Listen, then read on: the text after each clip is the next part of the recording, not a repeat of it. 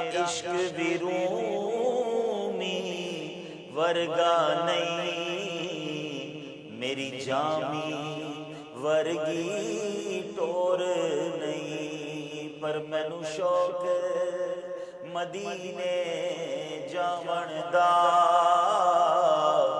میرے دل وچ حسرت ہور نہیں۔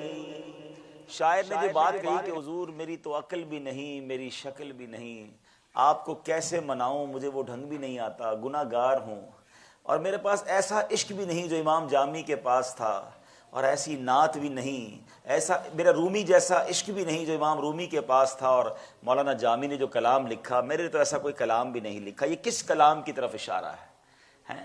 مولانا جامی صدیوں پرانے بزرگ ہیں، عشق رسول کے عالم میں آپ نے ایک کلام لکھا، اور وہ کلام میں یہ لکھا، کیا لکھتے ہیں؟ تنم فرسودہ جاں باراز ہجراں یا رسول اللہ، دلم پزمرد آواراز عصیاں یا رسول اللہ۔ پرشین لینگویج میں، فارسی زبان میں یہ کلام لکھا، مگر کیا لکھتے ہیں کہ حضور آپ کی یاد میں، آپ کے ہجر میں میرا دل پارا پارا، میرا جسم پارا پارا ہو گیا ہے، اتنا گناہ گار ہوں کہ گناہ کر کر کے دل مردہ ہو گیا ہے، چسوئے من گزر آری منے مسکین ناداری، فدائے نقش نال نب کنم جاں یا رسول اللہ۔ حضور اگر آپ میرے گھر تشریف لے آئیں تو جامی آپ کے قدموں، آپ کے نالین کا جو نقش ہوگا، نقش نالین، نالین پر لگنے والے جو ذرے ہیں، ان پر جامی اپنی جان قربان کر دے گا۔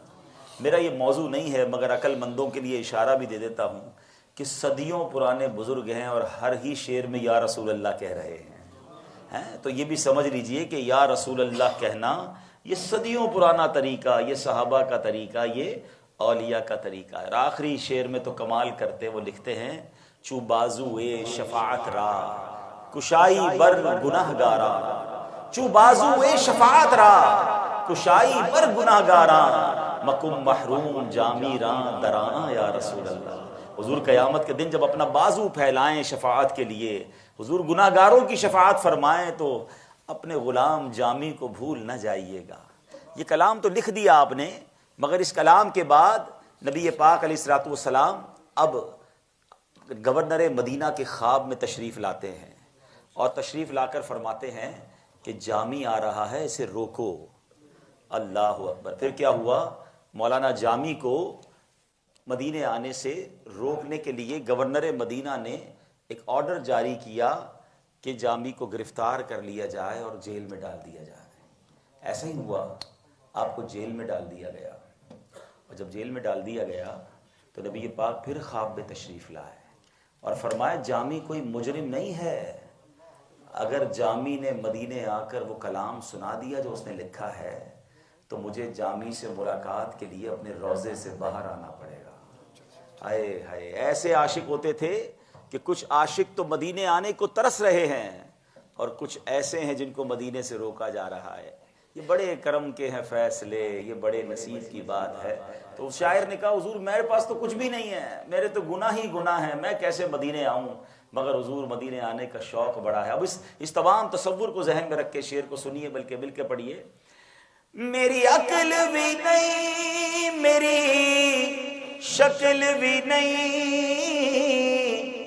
مینوں یار مناؤن دا ڈھنگ بھی نہیں، میرا عشق بھی رومی ورگا نہیں، میرا عشق بھی رومی ورگا نہیں، میری جامی ورگی ٹور نہیں۔ سب مل کر کہیں گے، مینوں شوق مدینے جاون دا،